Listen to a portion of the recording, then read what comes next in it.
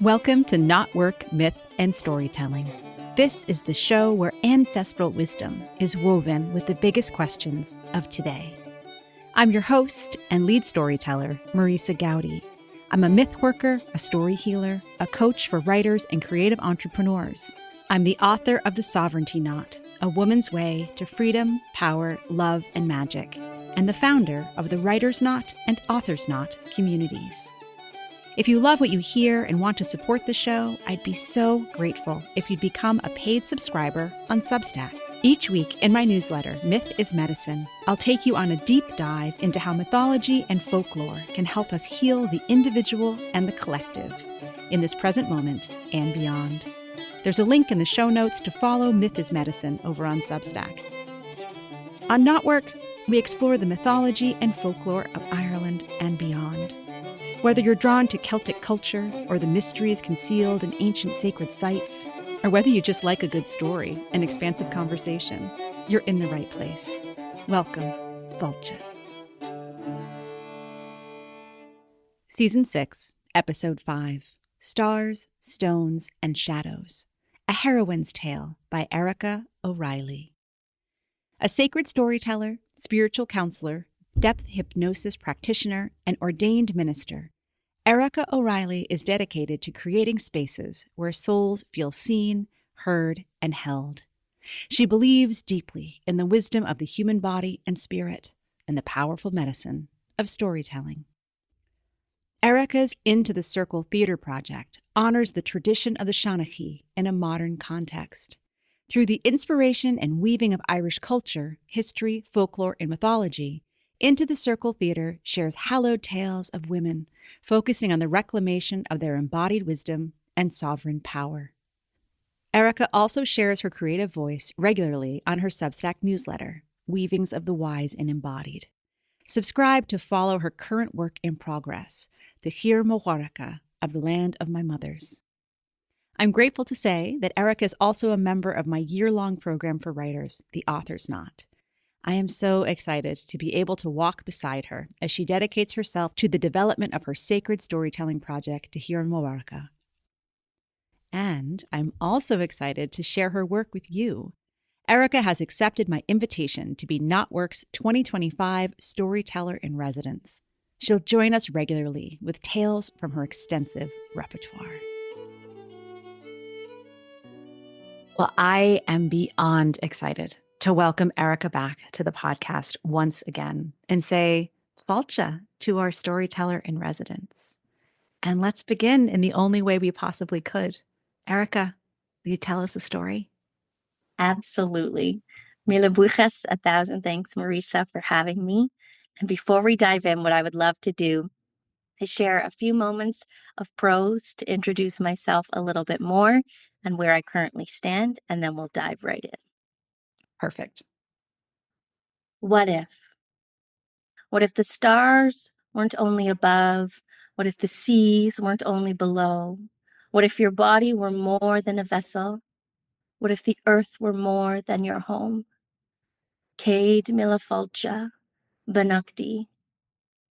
Mille buchas, 1,000 thanks to the traditional keepers, past, present, and forthcoming, of this unceded territory to which my feet currently stand.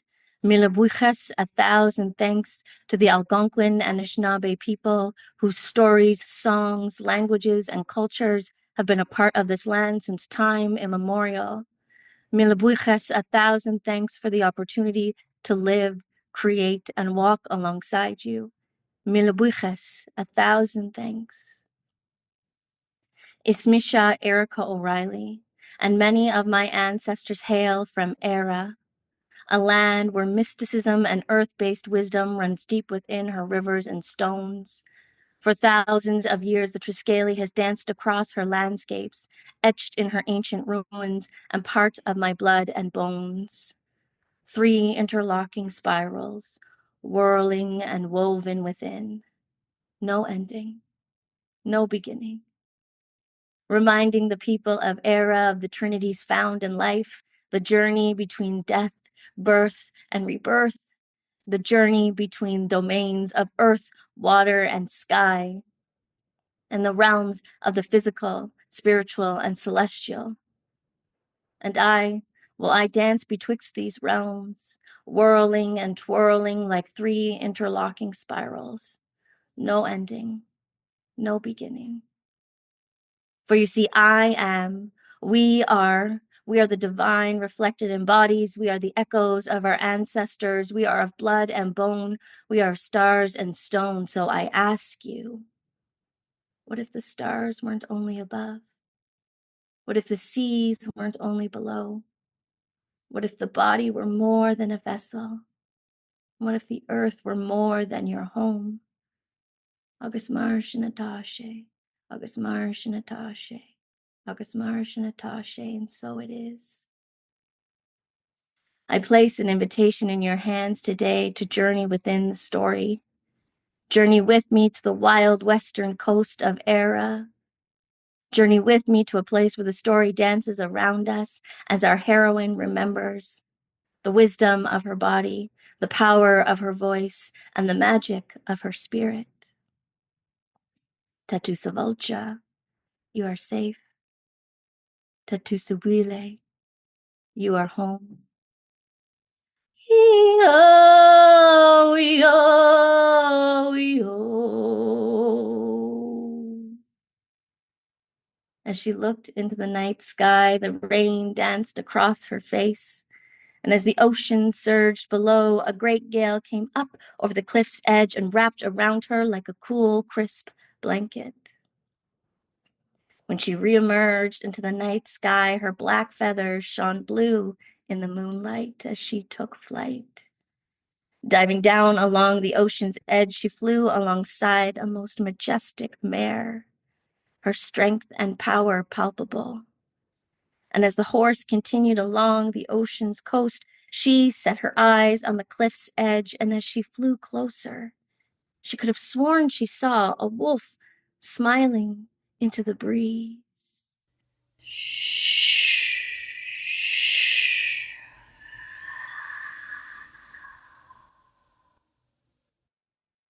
The mists of a growing storm brought Saoirse back to reality.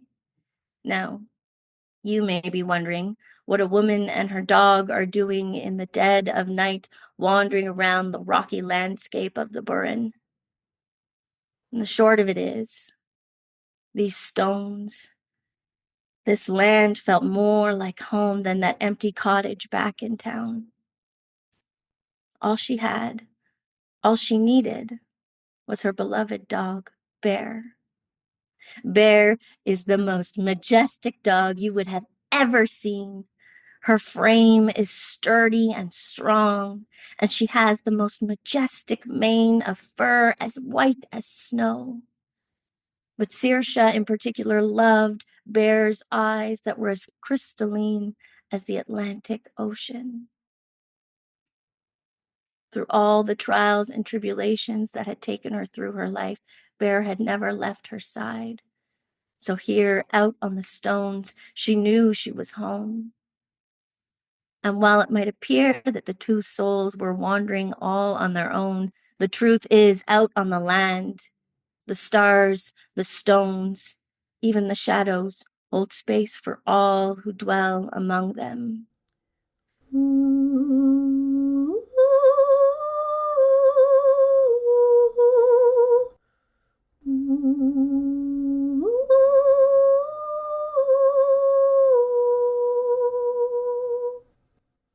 A song seemed to emanate from within the earth, the stones calling them forward as Bear's ears perked up and she took off down into the darkness. Quickly following behind, Saoirse found Bear sitting at the opening of a cave. And within the cave, there seemed to be a flicker of light.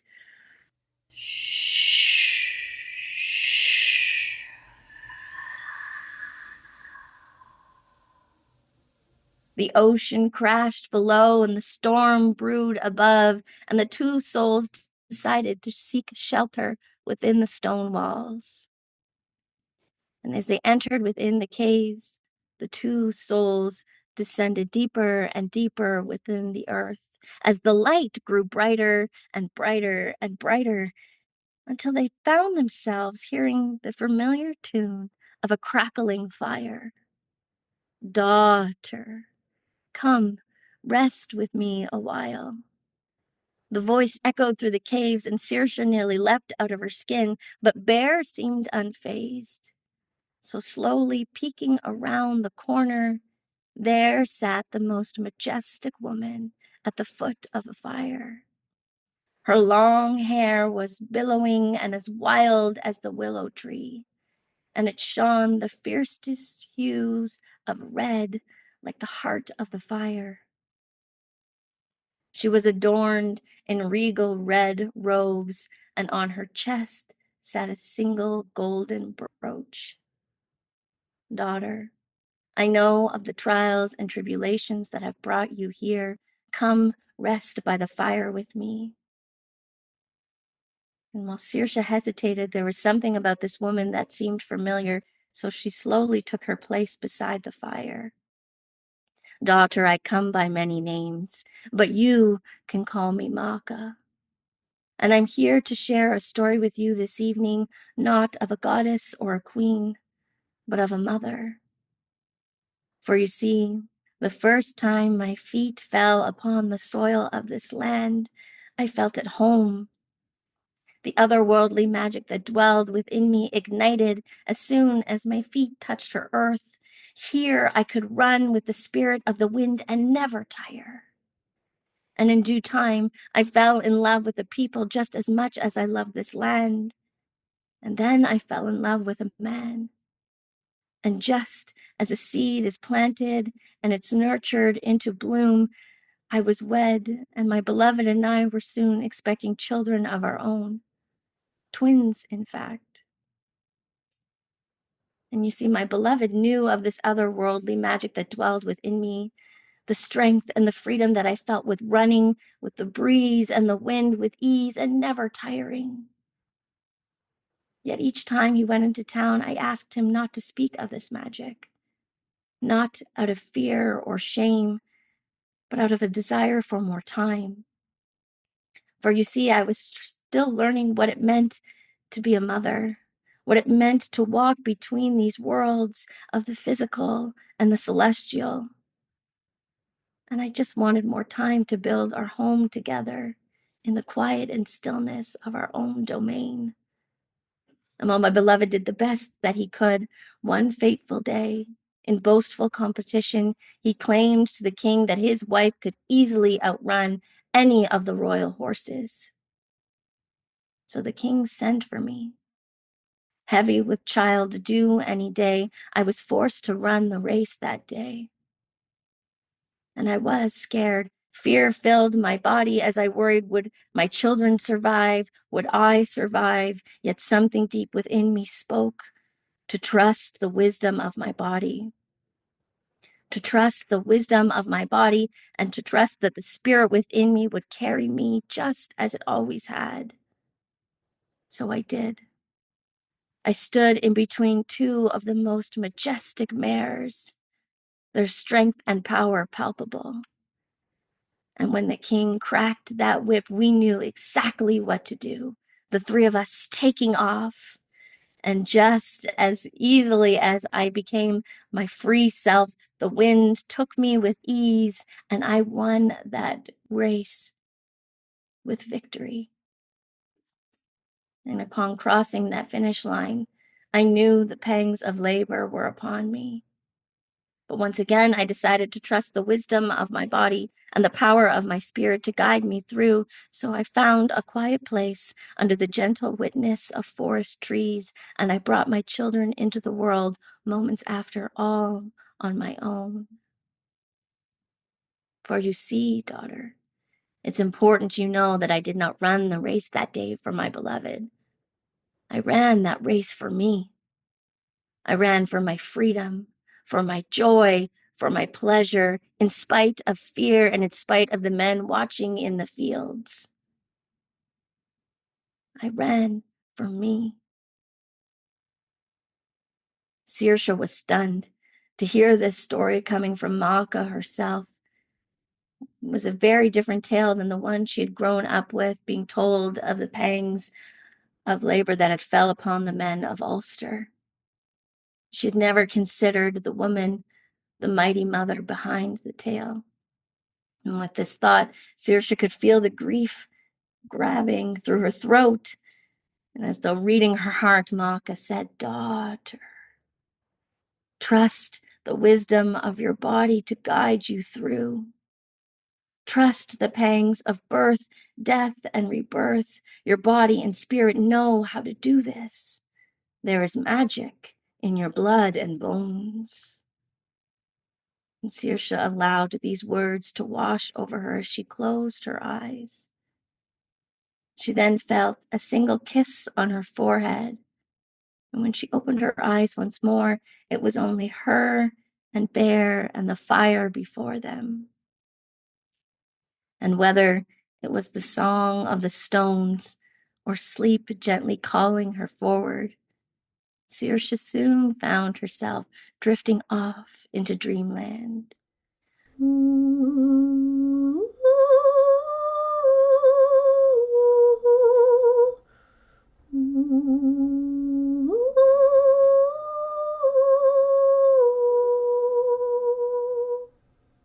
When she woke up moments later, whether it was moments or hours, there she was, looking into the crystalline eyes of Bear, who dutifully awaited her return to the physical realm. Saoirse looked around the corner towards the path that had brought them here, but had noticed there was a stone wall.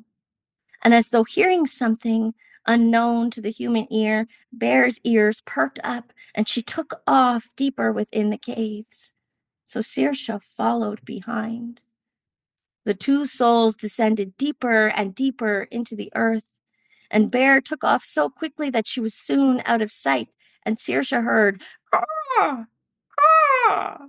Startled once more at the unseen sounds of crows, she soon found herself in the opening of a cave. And there sat Bear at the edge of a river, and on the other side of the river sat two crows.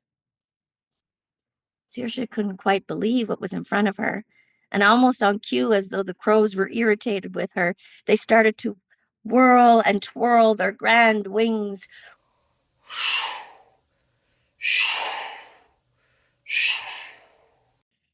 kicking up dust and stones, and fearful, Saoirse closed her eyes, unsure what to do.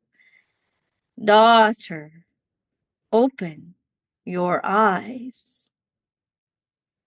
Saoirse looked down at Bear, and Bear's steady gaze was set upon the woman standing across the stream. Saoirse's eyes fell upon a mystical woman, cloaked in heavy charcoal grays and earthly shades. Her long, dark hair, as black as the midnight sky, wrapped around her feminine figure, and she had scarlet red lips. And there seemed to be a mystical mist dancing across the river, and she seemed to hover within it. "Daughter, you look upon me with ease. Tell me, what is my name?" Well, something did shudder within Saoirse as the woman directed her question. She said with sternness, "The Morrigan." The Morrigan smiled gently and placed a foot on each side of the stream and gently offered a hand to Saoirse to help her cross safely. And this gentle gesture seemed to snap something within her, for she couldn't hold the rage that seemed to be bubbling in her for far too long. So as she walked quickly through the water, splashing about, anything that she had held within her came spilling out, and she knew if anyone could hold the space for her, it was she, the great phantom queen. "You have taken everything from me. Everything. Yes, I know who you are. Yes, I know the presence of your crows. And each time they showed up at my door, I prayed it wasn't true. And each time I was wrong. Every time you took someone from my life, a part of me died as well. I have nothing left to give you. What more can you possibly want?" "Daughter, let it crumble. Give yourself permission to feel all the rage that dwells within you. Feel it, claim it, ground it. Let it burn. For within the ashes you will rise. That's where your healing resides, for there is magic in your blood and bones. The gaze of the Morrigan was unwavering, and there was something about her presence that was oddly soothing to Saoirse, and all she could muster in response was, "If I let it go, I fear I will cease to be." Daughter, start with your breath.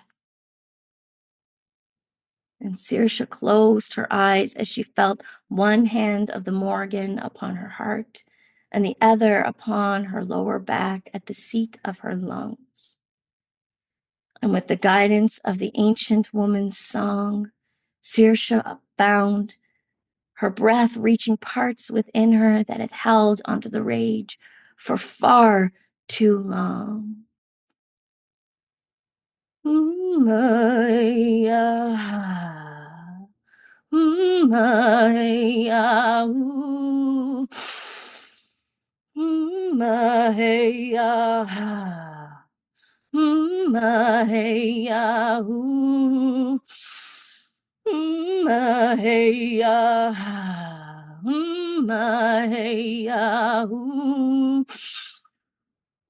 Maya, Maya,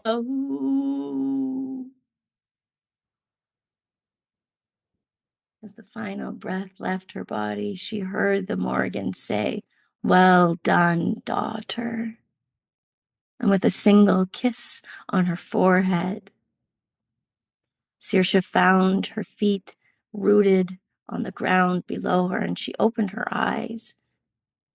And all who rested with her was her beloved friend Bear, and a single black and blue feather at the river's edge. She was exhausted as her breath returned to its natural rhythm. And while she longed to curl up beside the river's edge, Bear had different plans, for her ears perked up once more and she took off into the cave. And Saoirse knew she had no other choice but to follow. So the two souls descended deeper and deeper within the caves. And as they went lower into the earth, the tone of the stones began to sound a little different. Ee-oh, ee-oh, ee-oh.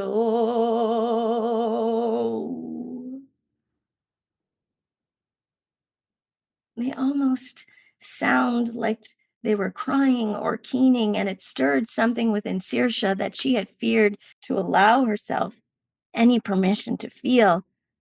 And as a single tear fell from her face, she heard another voice, "Daughter, do not fear the rivers of your grief." And turning to face the voice that had called to her, Saoirse's eyes fell upon the most angelic woman. Her long blonde hair wrapped around her feminine figure. Adorned in emerald green robes, she was almost human-like, if it weren't for the halo of light that emanated from the crown upon her head. Saoirse, in this moment, knew who that song had belonged to. It had been a keen, one that is said to have been heard at all four corners of Era, the first grief song of a mother who had lost her son. Saoirse would find herself in the presence of the exalted one, she who rises, Brigid. Daughter, you know why I am here. I know, said Saoirse, but I fear if I allow myself to feel into all that grieves me, that I will cease to be and my body will be carried out to sea. Daughter, you are made of earth and sky. You are made of stars just as I. You have the ability to feel it all. This is the greatest challenge of being human. To feel it while all seems to be crumbling around you. Trust the rivers of your grief. For just as the tide follows the company of the moon, you too will rise again. For there is magic in your blood and bones.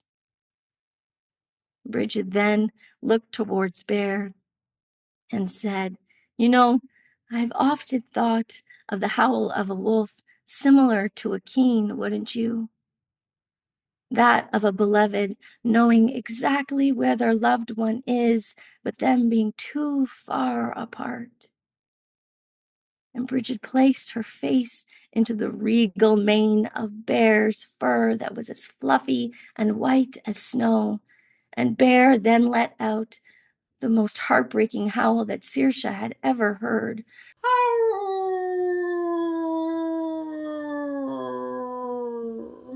And Brigid soon followed.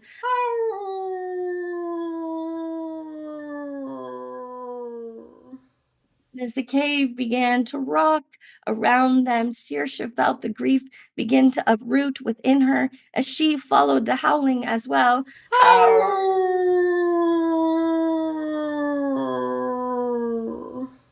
And a piece of the cave above her head came crashing down, revealing the starlit sky just above Saoirse's head. "Well done, daughter," said Brigid. "You don't have much time."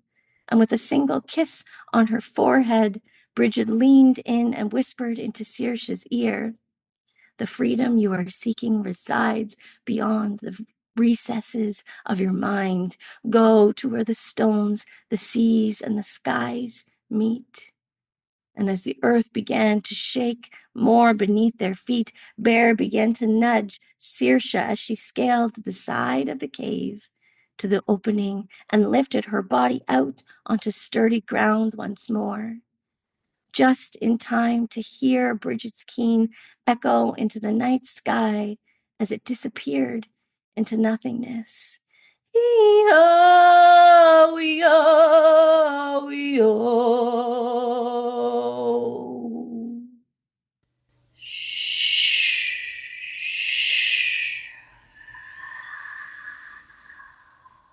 Saoirse didn't need to open her eyes to know where she was. She knew she laid close to the cliffs of Moor where the wild Atlantic Sea crashed below. She took a moment to rest within her breath. When she opened her eyes, Bear was nowhere to be seen. And this didn't make much sense to Saoirse because Bear was always dutifully by her side. She was with her when she was climbing up out of the caves. Saoirse refused to believe her next thought. "Bear! Bear!" as she called out into the night. And while she feared her next thought, the grief that dwelled within her came rumbling to the surface as she feared a life without her beloved Bear by her side. She gave any final emotions that rested within her to the sea.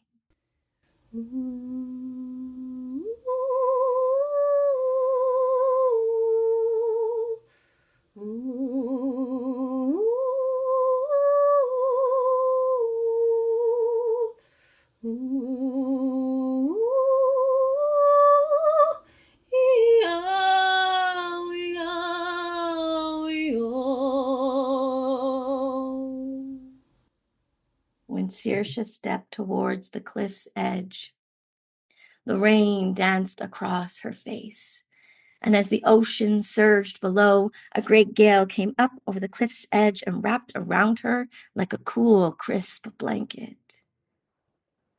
When she reemerged into the night sky, her black feathers shone blue in the moonlight as she took flight. Diving down along the ocean shore, she flew alongside the most majestic mare, her strength and power palpable. and as the horse continued along the ocean's edge, Saoirse set her eyes towards the cliffs. And as she flew closer, she could have sworn she saw a wolf smiling into the breeze. Drawing closer, she recognized that majestic mane of white fur and those crystalline eyes as blue as the Atlantic. There sat Bear, dutifully waiting for her arrival. When Saoirse reached the stones, her body intuitively knew how to shift back into her human form, and she threw her whole body around Bear in a huge hug. She leaned into Bear's sturdy form.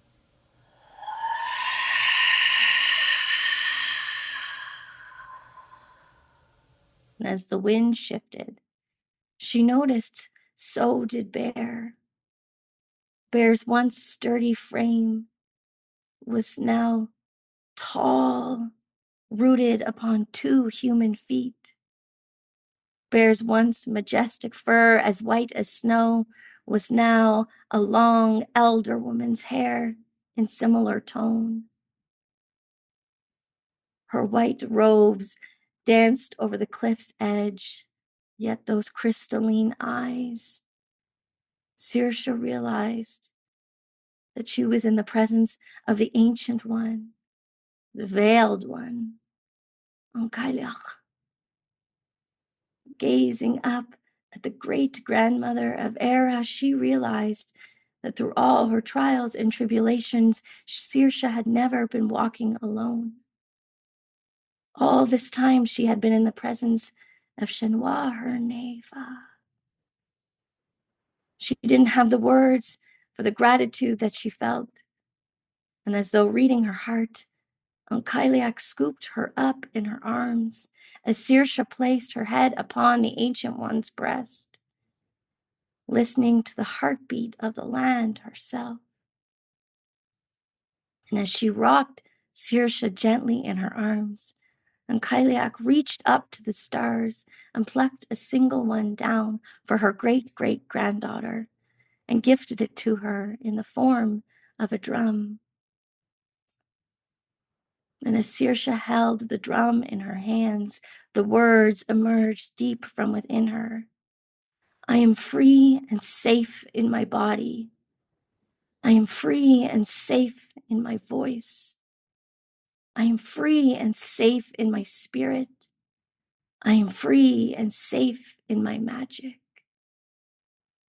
Smiling with pride, Cailleach held Saoirse in her arms, and unbeknownst to her great-great-granddaughter, Saoirse would be held in the center of a circle. As Cailleach, Brigid, the Morrigan, and Macha all bore witness to Saoirse remembering the song of her soul.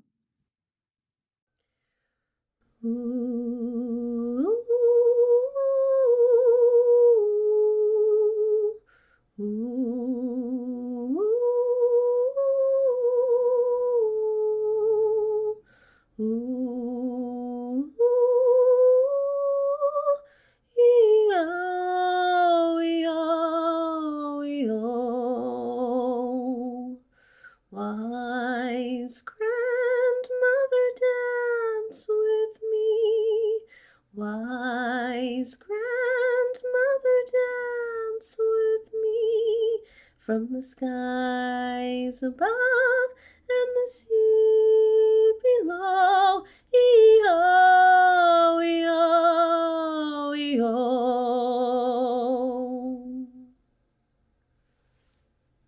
For you see, my friends, the energy of the divine feminine resides within all of us. It's our ability to create, to intuit, to nourish and nurture. The heroine's journey is one of reclamation and remembering. And should you feel called to that path, may Saoirse's journey be the reminder that you are never walking alone. You are held. You are guided. Tatu Savolcha. you are safe. Tetusabuile, you are home. Ee-oh, ee-oh, ee-oh.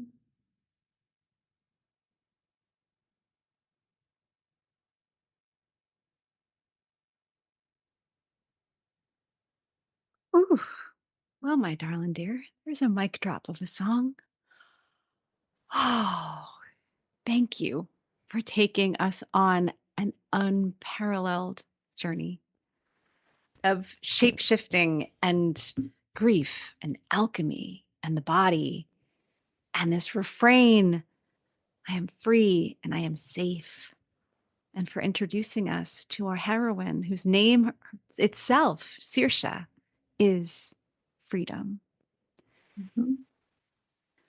But for now, I just want to hold the allness and the vastness and how much you've held with four very specific goddesses and a very specific area of County Clare. And yet you've also taken us up to the very vaults of the cosmos and into the depths of the sea.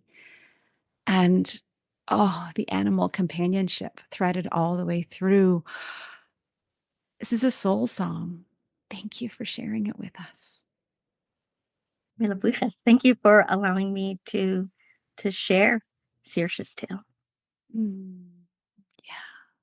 And then we barely even got started with the invocation you offered us at the beginning. That was stunning. And thank you for doing one of these things that you do so well and better than anyone I happen to know personally in my life, in terms of anchoring yourself to where you stand here on Turtle Island as you reach out and over across the ocean and across time. That is such a special and particular gift of yours because, well, embodiment is so much a part of who you are. And I am so honored to know someone like you who embodies this truth, which is easy to say some of these things, but I know from good experience with you over the years now, this is in your soul and in your heart and in your feet. There's so much to say and impossible to know where to begin, but I'd love to hear just first, when did Saoirse and Bear find you? How did they find you? They found me in early 2023. So this was the first story where I fully leaned in to my Irish ancestry and the Irish magic that resides within my body. I stepped out with my theater company at the Ottawa Fringe Festival and shared this story.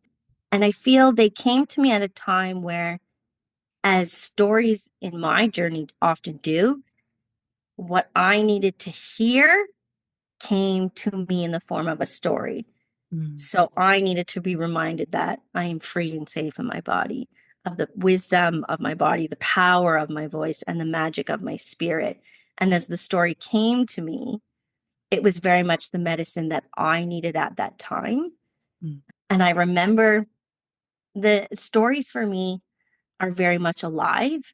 And while I like bring them onto a page for a certain point, and then when I'm telling them, it's just trusting and knowing that it's in my body. I remember standing backstage before the first show, standing back there and just saying a little prayer and offering gratitude.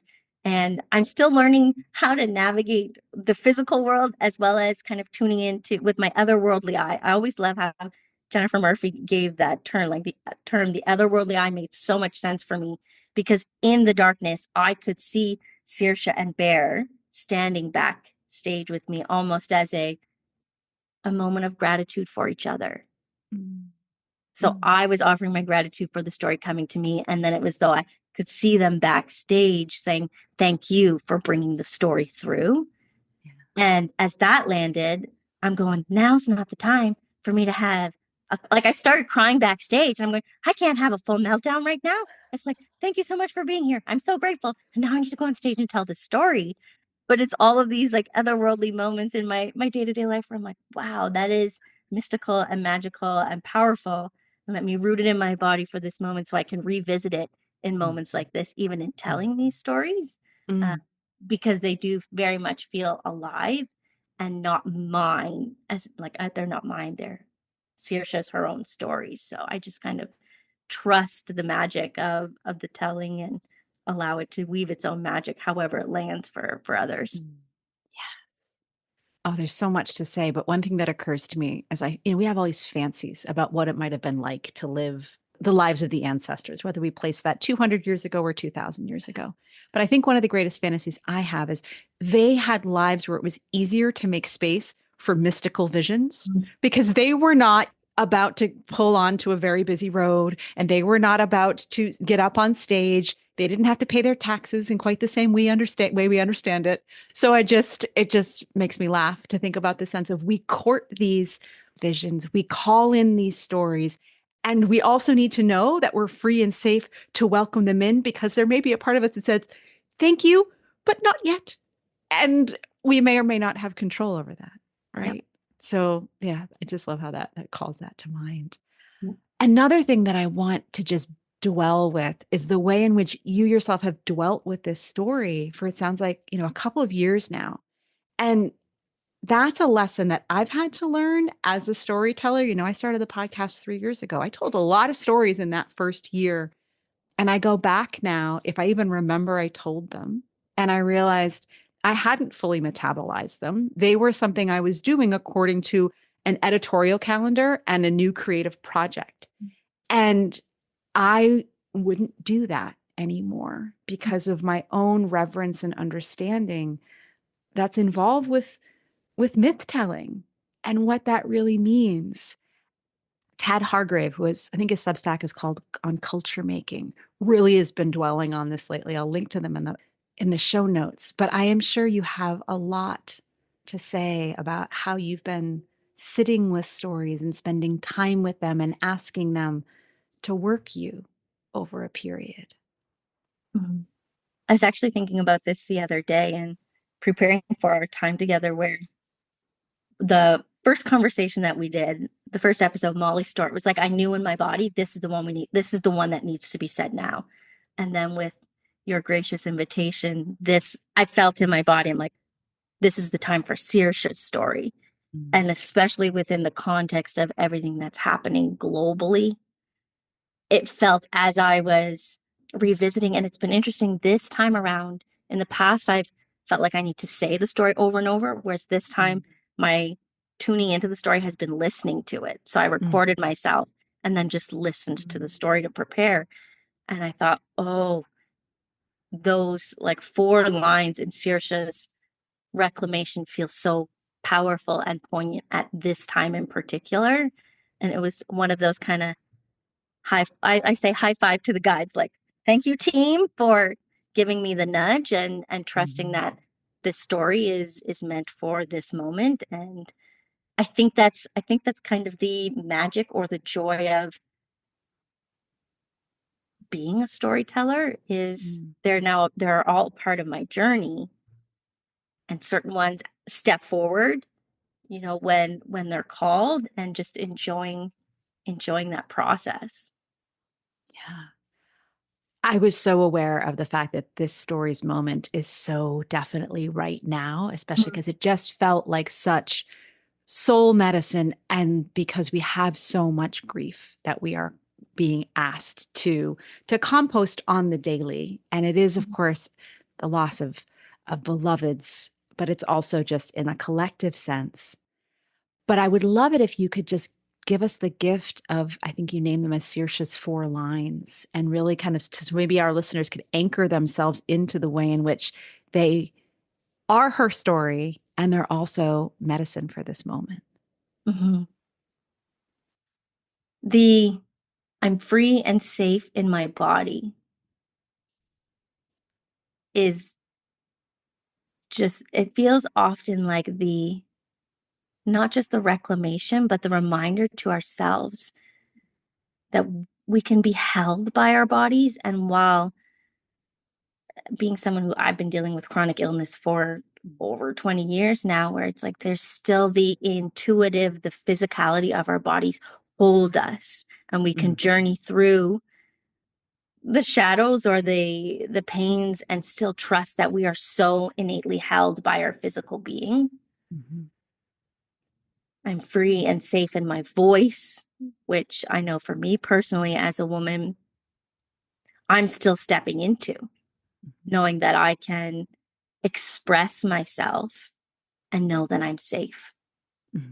And sometimes that looks like being selective about who I surround myself with, cultivating and connecting in communities where I know I am held as I navigate, okay, where is my voice? Who is my voice? What is my voice?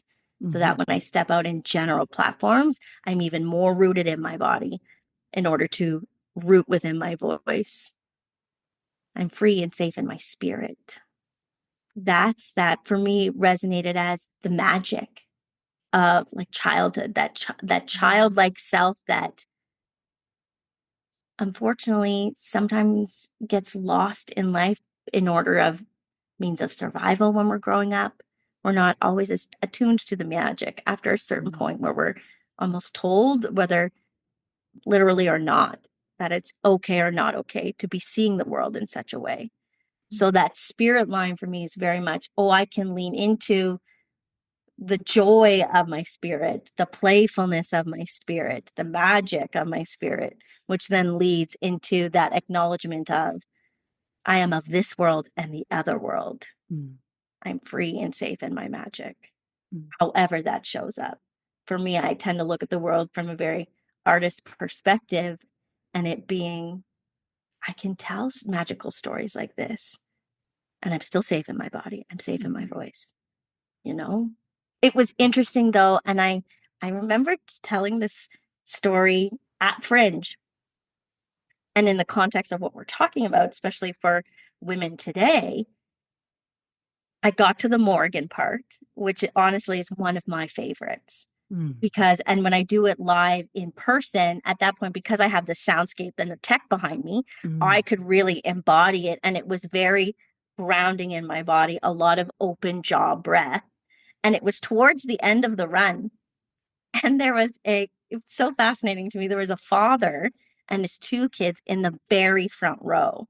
One was a daughter, and I would maybe estimate it maybe around like preteen, and then a young boy who maybe was about 9-ish, maybe. And when I got to that part, and I like everything was in the programs like 14 plus, when I'm like, parents are, you make your own choice. So they're in the front row, and I got to this part, and I'm like, this story is doing its thing. Like, I'm not going to mute it just because. So I'm fully present in my body and spirit. And it was so interesting because the father put his arm around his son. And I read it in the moment almost as a protection. And the young boy seemed like he was on base. He was just watching a show. But for me, it was in the moment, both as the storyteller and as a woman who in that moment is very grounded in breath and giving permission for rage to move.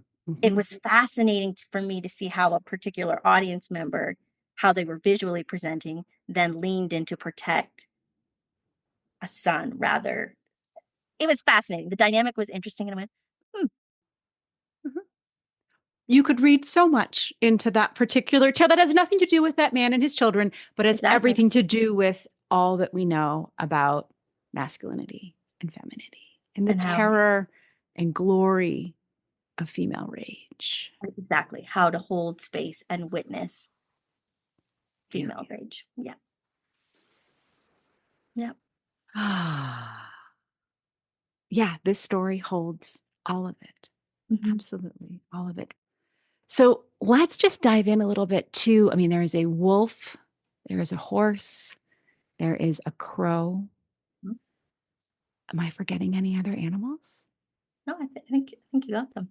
I guess there's the wolf and the dog, and there's that Yeah. kind of dance between the two. In the same way that we have the four goddesses rather than the three. I love that you took us to the Trinity and then beyond to give us, the four directions and the four voices that needed to be represented. Mhm. But let's dwell with these fabulous companions from the more than human world Mhm. and who they are to you, and maybe some of the messages they've whispered to you that helped you shape the story.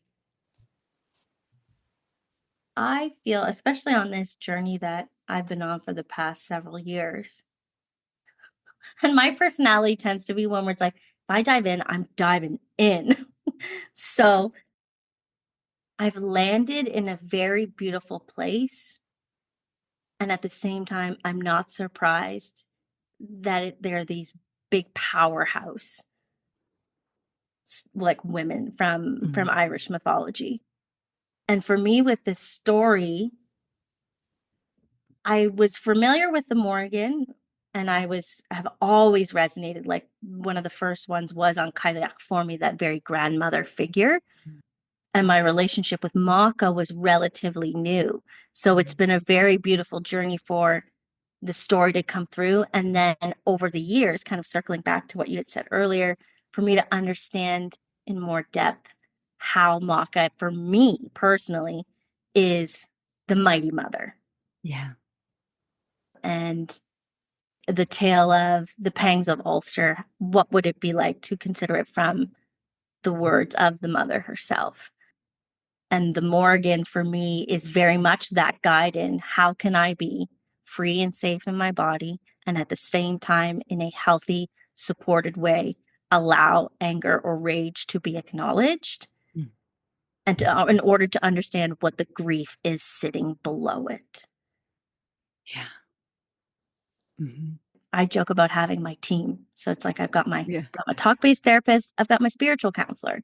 And I remember my spiritual counselor saying to me that, paraphrasing, hoping I'm doing her some justice in what she offered me. But what I took away was she told me that, Erica, when we feel angry, it's often because a boundary has been crossed. Mm. That's And then some we have Morrigan to, magic right there, right? exactly. And then we have to unpack what the hurt, oftentimes the grief is below it. Mm-hmm. And that's why for me, as the story was coming to me, it felt very fitting to have Brigid follow in behind the Morrigan when we're looking at Brigid the goddess and Heroine being the first. So they say across Ireland. And I love that you gave her that part because, she's known for that, but we often kind of lose Brigid as the first keener and her lament for her son in Mm-hmm. all of her other glorious healing and Smithcraft and those other elements. And I love that you gave us Brigid in grief because sometimes I think the Cailleach is asked to hold that exclusively. Mm-hmm. And I think it's a little bit at our cost that we forget that the kind of the more vibrant, younger being, if we look perhaps at Brigid and Cailleach as being at different points in the age spectrum, we abandon that younger midlife grief. It isn't just for the elder and the Cailleach space. Mm-hmm. Yeah. And I love that you gave us an unangry Macha. I think Yes. it's been easy for many takes to give her that sense of righteous rage because Mm-hmm. you allowed her still to have a beloved and that there was forgiveness in her Mm-hmm. rather than, oh, I was such a foolish fairy woman who took up with this mortal lout. Mm-hmm. And I'm just grateful for that, especially in times like these. Where can we have grace Mm-hmm. in relationships? Mm-hmm. And that was just a beautiful piece for an unangry mother, an Mm-hmm. unangry Macha. Mm-hmm. And then, like you're saying, to have all 3 and 4 with on Cailleach, to me, as I'm sitting here thinking about it, I'm like, oh, they're that whole container that can hold the whole spectrum of the emotions. Mm-hmm. That, at least me personally, I often have to remind myself that it's okay to feel angry. It's okay to feel sad. It's okay to need more time to grieve. And this story came to me at a point in my life where I was ready to work with my own grief, Mm. having lost my mother a few years prior. So, in this sense, the story was the mother stepping forward to help me navigate through what does life look like physically without my mother here. And in a way, these mothers and the grandmothers step forward to go, this is how we navigate through. Mm-hmm. Oh, another parallel in your journey and mine is that I lost my mom too, but it's been 15 years. And I've been in a new stage of grief with her where I recognize that I've settled into a kind of anger that she's not here. And I've told stories of myself of, well, why couldn't she stick around? And I've been very actively in this process. And I just want to say thank you, because your story today, it feels like a deeply meaningful part of the healing of even just forgiving my own mother for shape shifting. Because your story is one of transmutation, of shifting shapes. And sometimes it's from the physical into the spiritual. And sometimes it's that our beloved dog vanishes for a moment to go and become another elemental being. Mhm. So, this healing story at every level is just such an incredible way to have begun your storyteller in residence Mhm. space here on KnotWork. I am so excited to really enrich this season and hopefully into the future with bringing your voice on regularly and having a chance for people to really get to know the mythology and the world and the spirit level and the heart through your eyes and through your voice. I'm so excited. So excited and grateful. So excited. Well, we could go on for hours, but the good news is we'll get to do this again next month or sometime soon, because Eric is Mhm. going to be with us every 4 to 6 weeks or so throughout this gorgeous year to come, throughout this difficult year to come, because goodness knows that right now we have to be face to face with the reality of all that is difficult. We do not need to escape, but we do need to hold tight to spirit and to magic and to embodied creative possibility that take us beyond the doom and the worry and the fear. And I am so excited to partner with you in this. It's an honor and a pleasure. An honor and a pleasure. If I could I share one there was one other part with the stories that I'm like, I feel called like I have to speak it Yes. into the space, if that's okay. Give me a PS. Yes. Yes, additional side note. When I first shared this story back in 2023, there was a few conversations after the show that kind of took me. Mm. And in the context of our conversation, it feels important, an invitation to Mm. kind of plant the seed at the end of our conversation, the one that Yeah. still sits with me to this day. One of the shows, a older masculine presenting man came up to me after the show and he said, "Are you a midwife?" Mm.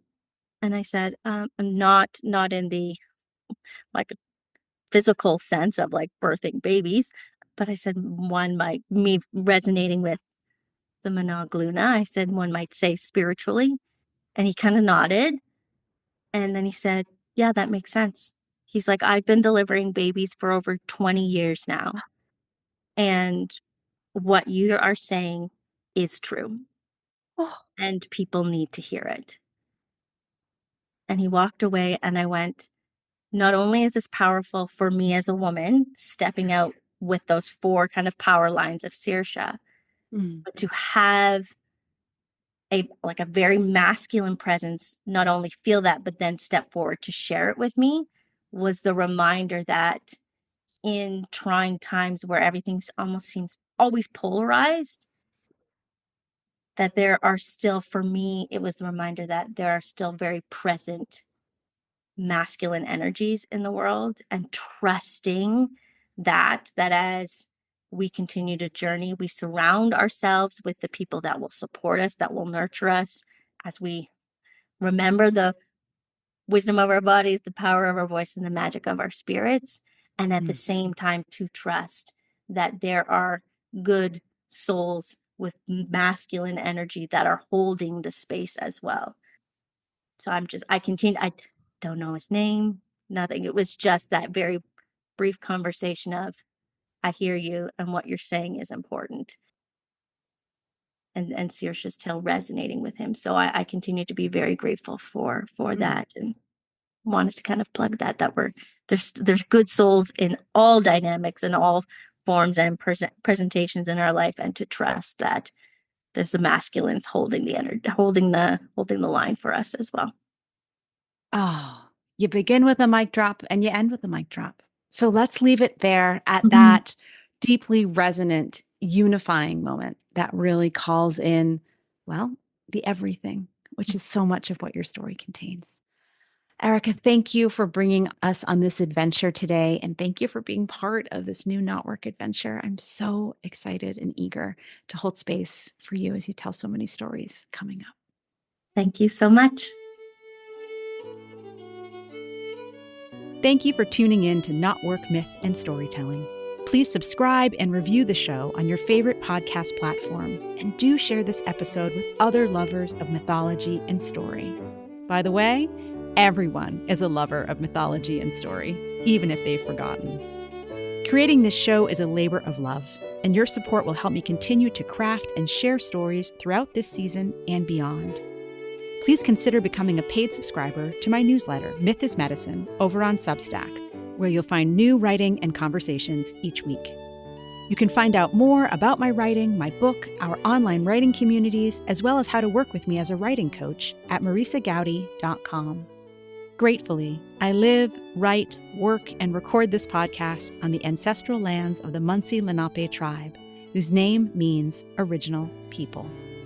Music on this show is performed by Beth Sweeney and Billy Hardy.